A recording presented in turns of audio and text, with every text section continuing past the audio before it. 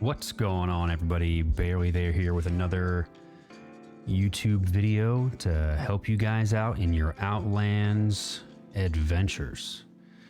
All right, today's video, there's been a large influx of new players due to the fact that we have a new expansion on Outlands. We've got the Wildlands. The Wildlands has finally arrived, and a lot of players are coming back, and they're either coming back or they're brand new to the Shard, and they need a little bit of help getting started, and they want to know, okay, how do I, go about making some money in this game to be able to afford all these new flashy things, these aspects, these codexes. Something that I have found to be incredibly profitable and very easy to set up is the Scavenger build. I'm going to walk you through my thought process on the Scavenger build, what I do, how I do it, and walk you through a couple of the different variations that you could potentially run. Some people like to run a little bit different, but this is the way I run it. But yeah, settle in, buckle up. That's what we're going to do today. But first, if you could please like the video, obviously subscribe to the channel if it helps you. It helps put the content out there. It helps Outlands grow, and that's obviously what we want to do as content producers. We want to help the game grow and the community grow and be successful. And if you are somebody who watches any Twitch streams, if you could go over to twitch.tv/Barely there and give me a follow over on Twitch, I appreciate it. I predominantly will go live on Fridays as of right now. Currently, I've got like 40,000 kids, so I can only play so much and stream so much, but I still get to communicate to you guys through these awesome YouTube videos. But all right, so this is the Scavenger build. All right, so I currently am running 120 forensics, 120 stealth, 100 hiding, 80 parry, 80 magery, 80 magic resist, 80 wrestling, and 60 camping. Forensics, obviously, because it allows me to skin better leather off of corpses. I have 120 stealth, not necessary. You can drop this down to 100 if you want, and maybe put some more points in camping so you can carry a little bit more. But I run 120 stealth just for when I get into a sticky situation and I want to be able to take a few more stealth steps. That's why I have 120 stealth.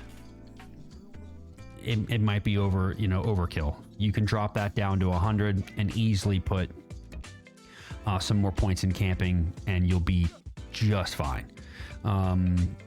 You could also do some other things in this build, like magic resist. If you really don't care about the PvP side of it, you could drop this magic resist and maybe add some tracking instead. 80 tracking, and you'll be able to see reds a little bit more often. But I tend to be more run and gun and less worried about reds. If I die, I only lose what I have on my body. A basic leather loadout, which if you look, I just have regular exceptional leather, nothing crazy. I have a shadow hide wizard satchel, and I've got an exceptional, just exceptional gear. The only thing I have, I've got nothing crazy. Everything is bare bones basic. I'm running shadow aspect just for the stealth steps. That's the only reason why I'm running it, is just in case I get into a weird situation where I take some damage, but I don't want to reveal myself. I can stealth step and I can walk it off. But you could literally run this build with 0 aspect. You need nothing but the bare bones. You could run 100 forensics at the start.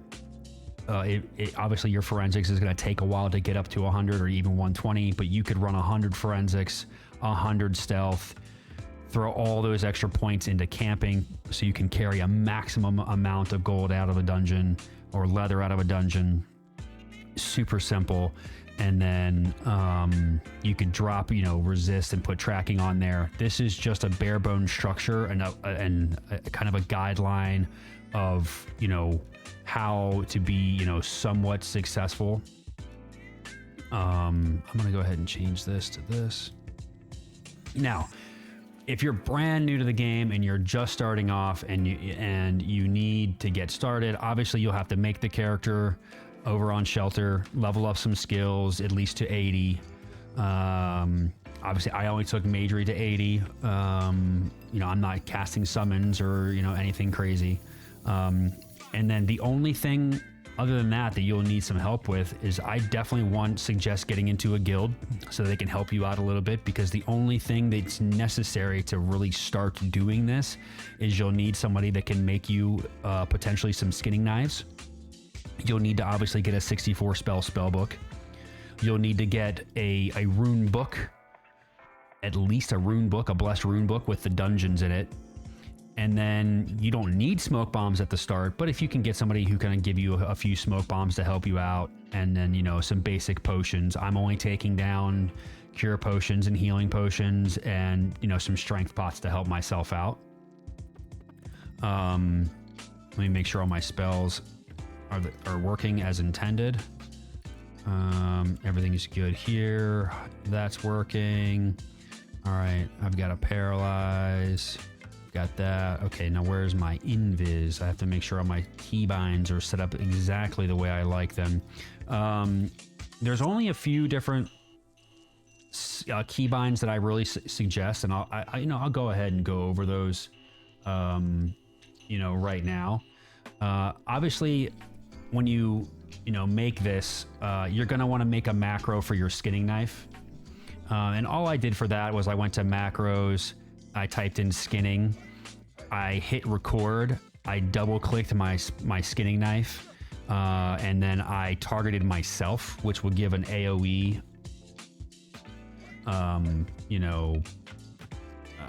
it will skin within an area and allow you to skin all the mobs in a certain area. So definitely do that. And then once you get done with that, you're going to go to it'll say something different here, but you're going to right click this and it's going to go to, it'll say like click D type here or click type here. You'll click that. That way, no matter what type of skinning knife it is, it'll use that skinning knife that's in your pack. And then make sure you set a hotkey for that. I have mine set for F1. That's just the way I've always done it. And then obviously you're going to want to set up, your heal, you drink your heal pots, drink your, set up your keybinds for healing yourself. Your cure, your greater cure, drink your greater cure pots. Just because as a scavenger, you're just running through mobs where you might get poisoned, you might get, take some damage, and you're going to want to be able to get out of harm's way, heal yourself up, and live, right? This build is specifically made to help you make gold at the start of your journey, and not lose gold. Obviously, invisibility is a big one. I have mine set to F3. And then another one that I use a lot is paralyze, right? If I need to paralyze a mob to get around it or do whatever, obviously that's something that I like to do. I have a rope and teleport keybind that I will go ahead and keybind really quick. This just allows me to cast a rope and teleport to get through some mobs. And then I also have just a rope button in case I just want to rope. It's all up to you, really. I don't really run any other scripts. That's it. I just have a couple macros, a couple ways to heal myself. I have a hide, a hiding hotkey, and then I have some other cooldowns, which I'll go over really quick as well to make it simple for you. So within the game, some of the cooldowns that I always use whenever I'm playing a stealther is obviously the hiding cooldown. I've gone over this in most of my videos, but once again, in order to set up a cooldown for when you hide and when you're able to stealth, you're going to go ahead and create a new entry, label it hiding or stealth or whatever you want to label it. You're going to come in, you're going to change this first setting to an overhead message, set it as a cooldown of 10 seconds, and you have hidden yourself well. You're going to add a trigger, you're going to make it a system message, 10-second cooldown once again, and you begin to move quietly. What that's going to do is it's going to tell you when you hit the hide button how long you have to wait and before you're automatically put into stealth. And then once you take that first stealth step, it'll reset that cooldown, and it will tell you how long you have to wait before you could re-hide again. So if you break that stealth for some reason, if that cooldown is still active, then you won't be able to rehide, and you'll have to wait until that hiding cooldown is gone. But that's, you know, that's why we have the invisibility hotkey set up. That way we can save ourselves just in case. Another thing I usually take with me when I go into these scavenger runs is just some blank commodities. These are obviously useful because once you hit 5,000 regular leather, you can make a commodity out of it, which is super useful. Other than that, I think this is the basic necessities to be able to have a successful scavenger build. And what I'm going to do is I'm just going to go down to one of the most popular dungeons that I usually do for scavenging, and that's going to be Aegis Keep, and just give like a basic idea and understanding of like how this works. So all I'm doing is I'm running around. I'm going to go ahead and turn on mobiles and corpses so I can see both, and I'm going to run around just spamming my hotkey for skinning in an area. Obviously, when you're doing this, you want to make sure that you have criminal looting turned off. You do not want to criminal loot anything. Maybe you do. Maybe you do want to criminal loot some corpses, and that's up to you. Reminder that you will go gray and you will be freely attackable. And all I'm doing is I'm looking for when these names come up, any of them that turn gray. If it's a gray name, it means I can skin it. And I loot everything off of it except for, you know, the raw beef. Now, that's me. If you're a brand new character or brand new to the game, loot those raw beef off the ground and use it to fund making a cook. And once you get, you know, your cooking to 100, you can start making better, you know, better food for yourself. I'm not going to loot the scrolls either, to be honest with you. But, you know, it's a great way to fund a cook really quick. And as you can see, I'm running through here, and, you know, I'm not making a ton of gold or anything, but I'm picking up all these unidentified items off of these corpses, and there's just gold just lying on the ground. It's free money. And as you can see with the parrying and the magic resist I have, I take very little damage as I'm running through this dungeon. And typically when I do this, what I will try to do is I will pick dungeons that are popular. Like if there is a large society job that week inside of that dungeon, you can guarantee there's going to be a lot of dead monsters on the ground, and that's what you want. You want a dungeon that's super busy. It's got a lot of stuff going on, and look at that. I can loot all this crap, loot all this, loot that.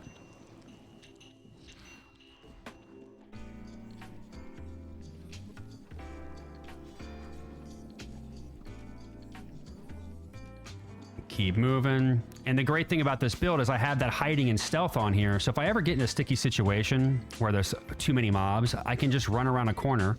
You see my hiding cooldown ticking. Now I run shadow aspect on this so that I can take a few stealth steps and then heal myself, and then I can just keep going. It's a great simple way for a new player to, one, you can learn the dungeons a little bit too. This is a great opportunity for you to get a dungeon book made up by a guild mate or something, and you can run around these dungeons and really learn the dungeons, what the mobs do, what they don't do.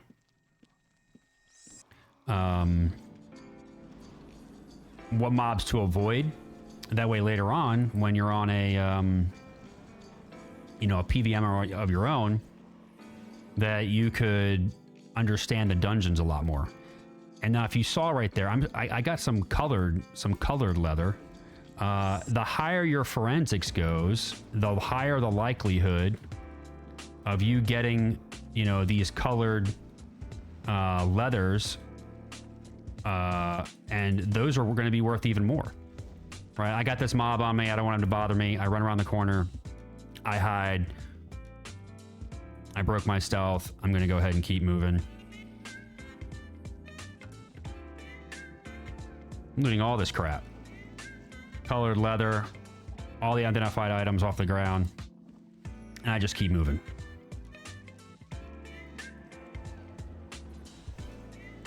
Avoiding the front of the blood demon. Don't want to catch that bleed. Looting all the unidentified items, all the everything. If I see something on the ground, I want these. Because what happens is I can turn all of those unidentified items into essence. Oh, there's gold on the ground.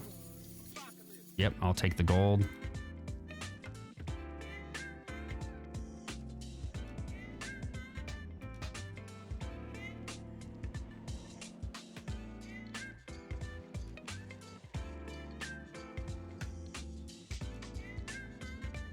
Being careful here, watching my health. Now, obviously, with more practice, you'll get better at this. You know, always have your buffs up. You know, I've got my protection, my reactive armor. I've got a bless up. Always keeping these things up and running as I'm moving through these dungeons. I'm going to take a bleed here. I want that leather. I'm going to break the aggro on that so it falls off me for a second. Heal myself through that bleed. And I'm going to keep moving. Always pay attention to the debuffs that you have. It can get a little dicey, and obviously the more comfortable you get doing this, you'll start to be a little bit more risky, kind of like I'm being a little risky, right? Like I could be hiding a lot more. I could be stealthing a lot more. I could be taking it, you know, a little slower and more methodical instead of just running through. But the longer you've done this, the easier it becomes. Truly the easier it becomes. Now, there's a whole other side to this, right? If you wanted to, you could go prim looting, and you could just be looting every corpse and not care at all what you're doing. You know, people might be a little upset at you because you're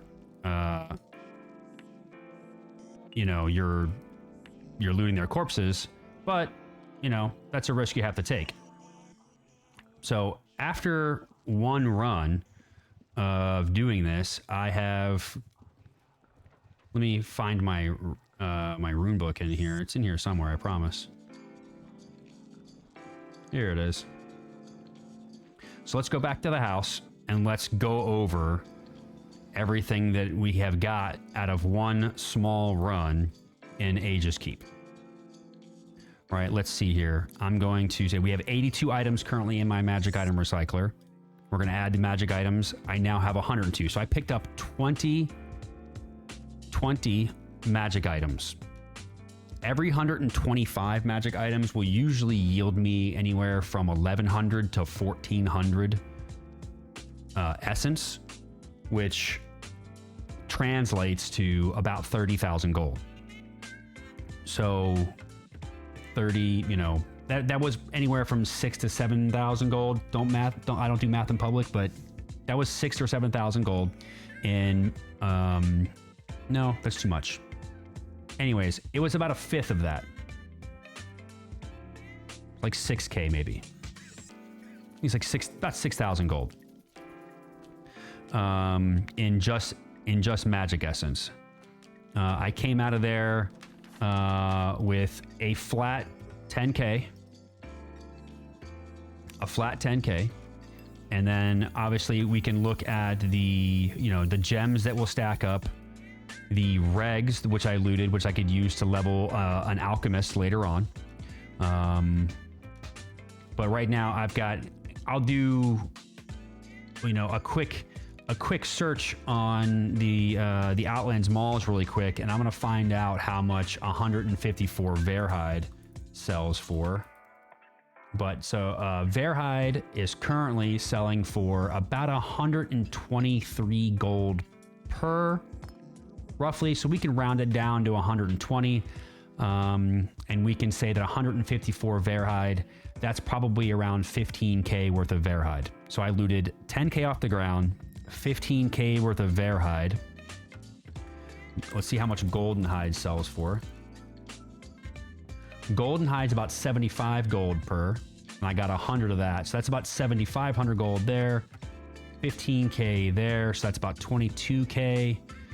Copper hide and dull hide, they're probably going to be on the lower end. So we're going to say 2 or 3K for just this right here. And then for every 5,000 leather, that's about 10K. So in that small run that I just did, I pulled out 10K in raw gold, another 6K worth of probably items, magic items for once I break them down, another 20 to 25K worth of leather if I collect it and sold it. So you're looking at a good 30 to 40K made, and somebody can fact check all of this if they want and tell me I aimed too high or I'm saying I made too much or whatever. But low end, that was a 25 to 30K run because of what I looted there. You do that 10 times and you've made enough gold to start buying all of your basic, basic level, like, lower tier aspects. You've got enough gold to buy some tomes, whatever you would need to get your life started here. Now, obviously, it took me a while to get to 120 forensics. The runs aren't going to be that good when you first start because you're going to be just getting basic leather and you're not going to be getting the highest of quantities. And then the same thing at 100 forensics, right? So this takes a little while, but you can see that this build, if stuck with for a little while, can be very profitable, very simple to get into, and it can be knowledgeable in the long run because you're going to learn how the dungeons work. You're going to learn a little bit about the game. And you could do this almost by just stealthing the entire time and then just skinning a mob and then re-hiding and moving on to the next mob. You can do it very safe. I think it's the best, simplest build for a new player who's just getting back into it, who wants to be independent and doesn't want to have to rely on anybody for too much other than, a rune book with some dungeon with some dungeons marked in it, and a 64 spell book, some basic potions and basic leather armor. That is you could pay back everything that somebody had given you in a few runs and then be completely independent and on your own. So if you like this build, you think it's something that could be useful and helpful, and if you've gotten this far, give the video a like, give it a share, show it to a new player, let them see it. I hope you guys enjoyed it. Quick, simple video. Appreciate you guys, and I will see you next time.